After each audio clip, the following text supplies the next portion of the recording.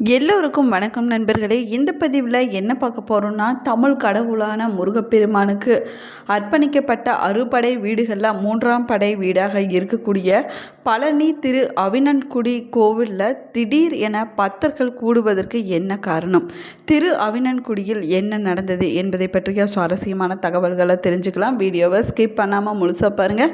நம்ம சேனலை இப்போ தான் ஃபர்ஸ்ட் டைம் பார்க்குறீங்க அப்படின்னா நம்ம சேனலை இன்னும் சப்ஸ்கிரைப் பண்ணலன்னா சப்ஸ்கிரைப் பண்ணிக்கோங்க. கூடவே இருக்கிற பெல் ஐக்கானையும் ப்ரெஸ் பண்ணிக்கோங்க.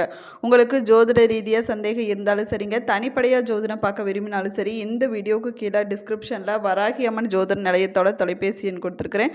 இந்த எண்ணுக்கு தொடர்பு கொண்டு பேசி பாருங்கள். உங்கள் பிரச்சனைகளுக்கு சரியான தீர்வு கிடைக்குங்க. உங்களுக்கு முருகப்பெருமான் பிடிக்கும் அப்படின்னா ஓம் முருகா போற்று என்ற வாசகத்தையும் கந்தன் பாதம் கனவிலும் காக்கும் என்ற வாசகத்தையும் மறக்காமல் கமெண்ட் பாக்ஸில் 3 முறை பதிவிடுங்க. வாங்க வீடியோக்குள்ளே போகலாம். முருகனுடைய மூன்றாம் படை வீடான பழனி திரு அவினன்குடியில் கோவில் கும்பாபிஷேகமானது இன்று கோலாகலமாக நடைபெற்றதுங்க. யாகசாலையிலிருந்து எடுத்துகிட்டு வரப்பட்ட புனித நீர் வைத்து வேத மந்திரங்கள் முழங்க கோபுர கலசங்களுக்கு ஊற்றி கும்பாபிஷேக விழாவானது சிறப்பாக நடைபெற்றுச்சு அப்படின்னும் சொல்லப்படுது. திரு அவினன்குடி கோவிலில் கும்பாபிஷேக விழாவில் ஆயிரக்கணக்கான பக்தர்கள் பங்கேற்ற பக்தர்கள் முருகனுக்கு அரோகரா என்ற கோஷங்கள் விண்ணை பிளக்கக்கூடிய அளவிற்கு எழுப்பியிருக்கிறாங்க. முருகப்பெருமானையும் வழிபாடு செஞ்சிருப்பதாகவும் சொல்லப்படுதுங்க. இந்த கோவில் பார்த்தீங்கன்னா தமிழ்நாட்டில் மதுரையிலிருந்து 115 கிலோமீட்டர் மேற்கே இருக்கக்கூடிய பழனியில் அமைஞ்சிருக்குதுங்க. இங்கே இருக்கக்கூடிய முருகருடைய சிலை போகர் என்னும் சித்தரால் உருவாக்கப்பட்டது அப்படின்னும் சொல்லப்படுது.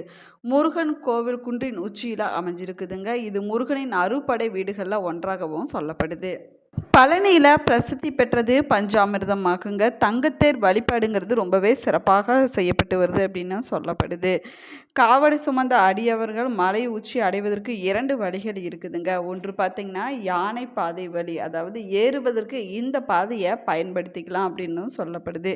அதே போல் இன்னொரு வழி என்னென்னு பார்த்திங்கன்னா நேர்பாதை வழி, இதை இறங்குவதற்காக பயன்படுத்திக்கலாங்க. போகர் தமிழ்நாட்டில் இருக்கக்கூடிய பிரபலமான சித்தர்களில் ஒருவர் அவருங்க. இவர் நவபாசன முருகன் சிலையை செய்ததே மிகச்சுவையான தகவலாகவும் சொல்லப்படுது. அகத்தியர் தன்னை நாடி வருவோருக்கு பஸ்வம் வில்வம் போன்ற மருந்துகளை கொடுத்து நோயை குணப்படுத்தி வந்தாருங்க. போகரோ பார்த்தீங்கன்னா நவபாசனம் கொண்டு செய்த வில்வைகளை தன்னை நாடி வருவோருக்கு கொடுத்து வந்ததாகவும் சொல்லப்படுதுங்க.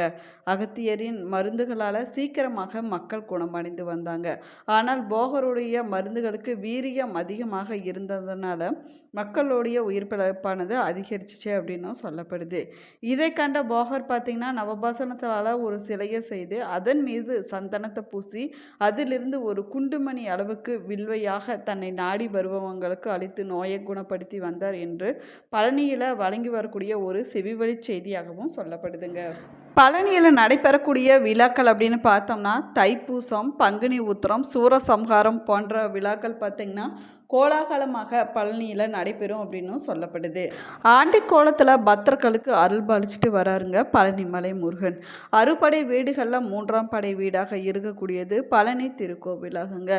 இந்த கோவில் மட்டுமில்லைங்க, கோவிலில் சித்தர்களால் உருவாக்கப்பட்ட நவபாசன முருகன் சிலை பல்வேறு சிறப்பம்சங்களை கொண்டிருக்குது அப்படின்னு சொல்லப்படுது. இந்த சிலையை அபிஷேகம் செய்து கொடுக்கக்கூடிய பிரசாதம் நம்ம சாப்பிட்டோம் அப்படின்னா நம்ம உடம்பில் இருக்கக்கூடிய பிரச்சனைகள் அனைத்துமே விலகிவிடும் அப்படின்னும் சொல்லப்படுதுங்க. அது மட்டும் இல்லாமல் அருமருந்தாகவும் பயன்பட்டு வருது. தண்டாயுதபாணி விக்கிரகத்துக்கு 4 விதமான அபிஷேகங்கள் மட்டும்தாங்க செய்யப்படுது. அவை என்னன்னு பார்த்தோம்னா நல்லெண்ணெய், பஞ்சாமிர்தம், சந்தனம், விபூதி போன்றவையாகுங்க. பன்னீர் பார்த்திங்கன்னா மார்கழி மாதத்தில் மட்டும் பயன்படுத்தப்படுதுங்க. இதில் சந்தனம், பன்னீர் தவிர மற்றவையெல்லாம் தண்டாயுதபாணியோட சிரசில் வைத்து உடனே அகற்றப்படுவது வழக்கமாகுங்க.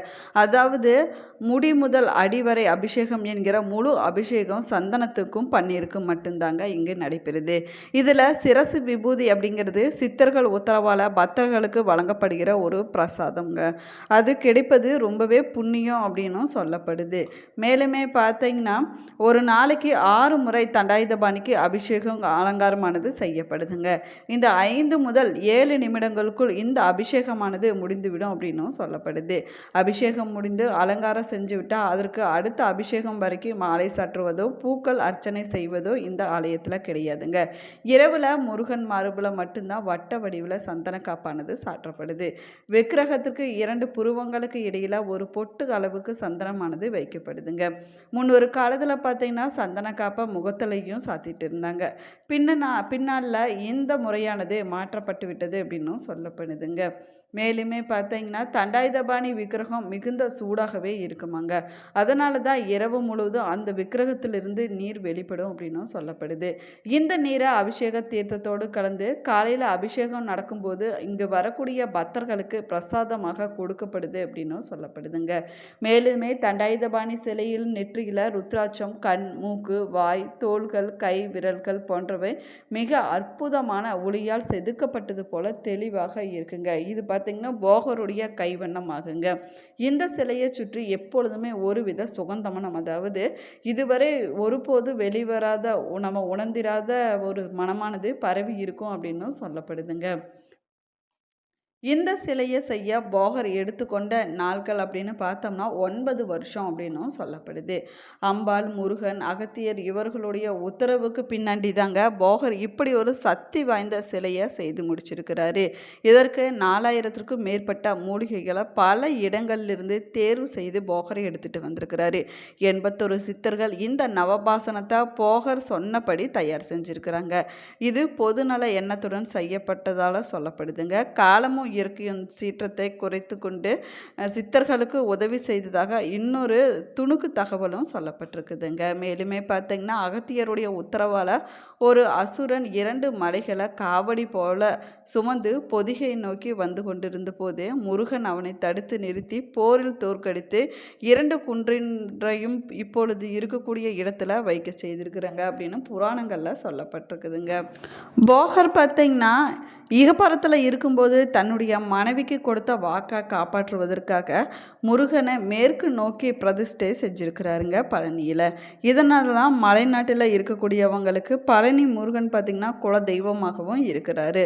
கல்லில் சிலை செய்து பிரதிஷ்டை செய்து கட்டிய எத்தனையோ கோவில்கள் சிதிலமடைந்து போயிருந்தாலும் கூட நவபாசனத்தில் சிலை செய்த இந்த கோவில் மேலும் மேலும் வளர்ந்து கொண்டிருப்பதற்கு காரணம் சித்தர்களுடைய மகிமை தான் அப்படின்னும் சொல்லப்படுதுங்க.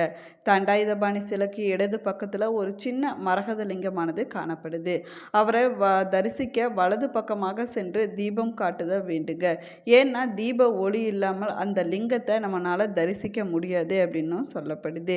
மேலுமே பழனியில் 2 மரகத லிங்கம் இருக்குதுங்க. ஒன்று முருகன் சன்னதியில், இன்னொன்று போகர் சமாதியின் மேல். இந்த 2யுமே போகர் பூஜை செய்ததாக ஒரு செய்தியும் பரவலாகிட்டு வருதுங்க. பொதுவாக கோவிலில் கல் சிலை, மரகத கல்லாலான சிலை, சுதை சிற்பம், ஐம்பொன், வெண்கலம் போன்ற சிலைகளை தாங்க நம்ம பார்த்திருப்போம். ஆனால் பழனி முருகன் கோவில் மற்றும் கொடைக்கானல் பூம்பாறை மலைக்கோவிலில் குழந்தை வேலாயுதர் கோவிலில் மட்டும் போகர் சித்தரால் உருவாக்கப்பட்ட நவபாசன சிலையானது அமைஞ்சிருக்குதுங்க. போகர் நவபாசனங்களை சேர்த்து உருவாக்கியது முருகன் சிலையாகுங்க. அந்த சிலைக்கு செய்யக்கூடிய அபிஷேகத்தின் தீர்த்தத்தை குடித்தோம் அப்படின்னா தீராத நோய் பிரச்சனைகள் எதுவாக இருந்தாலும் சரிங்க, அந்த நோய் பிரச்சனையானது தீர்ந்துவிடும் அப்படின்னு ஐதீகமாக சொல்லப்படுதுங்க. மேலுமே பழனி மலைக்கும் பூம்பாறை மலைக்கும் இடையில் இருக்கக்கூடிய யானை முட்டி குகையில் மூலிகை ரசாயனங்களால் உருவாக்கப்பட்ட நவபாசன சிலையை முதல்ல பிரதிஷ்டை செய்யப்பட்ட ஆலயம் பழனி முருகன் கோவில் ஆகுங்க. அதற்கு பிறகு போகர் சீனாவிற்கு சுற்றுப்பயணம் சென்றிருக்கிறாரு. அங்கு பல கலைகளை கற்று மீண்டும் யானை முட்டி குகைக்கு திரும்பி வந்து பழனி முருகன் சிலைக்கு அடுத்து செய்யப்பட்ட 2வது நவபாசன சிலை தாங்க தற்போது இருக்கக்கூடிய கொடைக்கானல் பூம்பாறை கிராமத்தில் இருக்கக்கூடிய குழந்தை வேலப்பராக அருள் பாலிச்சுட்டு வராருங்க. போகரால் செய்யப்பட்ட 2வது நவபாசன சிலை இங்கே இருக்கக்கூடிய குழந்தை வேலப்பராவார். ஒரு முறை அருணகிரிநாதர் இந்த ஆலயத்தில் வந்து தங்கி இருந்த போது அவருக்கு கடுமையான துன்பம் ஏற்பட்டதாகவும் சொல்லப்படுதுங்க. அப்பொழுது குழந்தை உருவில் வந்த முருகப்பெருமான் அவரை காத்தருளியதாகவும் அதனால் பூம்பாறை கோவில் முருகனுக்கு குழந்தை வேலப்பர் என்று அருணகிரிநாதர் பாடியிருக்கிறார் அப்படின்னும் சொல்லப்படுதுங்க. மேலுமே பழனி முருகனை போல ரொம்பவே சக்தி வாய்ந்த இந்த குழந்தை வேலப்ப ரொம்பவே பிரசித்தி பெற்றவர் அப்படின்னும் சொல்லப்படுது. யார் ஒருவருக்கு இந்த முருகன் தரிசனம் தர நினைக்கிறாரோ அவர் மட்டும் இந்த ஆலயத்திற்கு போக முடியும் அப்படின்னு ஐதீகமாக சொல்லப்படுதுங்க. இந்த பதிவு உங்களுக்கு பயனுள்ள தகவல்களை கொடுத்துருக்குன்னு நினைக்கிறேன். இந்த பதிவு உங்களுக்கு பிடிச்சிருந்தால் லைக் பண்ணுங்கள், ஷேர் பண்ணுங்கள், கமெண்ட் பண்ணுங்கள். இன்னும் நம்ம சேனலை சப்ஸ்கிரைப் பண்ணலன்னா சப்ஸ்கிரைப் பண்ணிக்கோங்க. கூடவே இருக்கிற பெல் ஐக்கானையும் ப்ரெஸ் பண்ணிக்கோங்க. Thank you friends. நீங்களும் பழனி முருகன் கோவிலுக்கு போயிருந்தீங்கன்னா மறக்காமல் உங்களுடைய கருத்துக்களை கமெண்ட் பாக்ஸில் கமெண்ட் பண்ணுங்கள். தேங்க்யூ.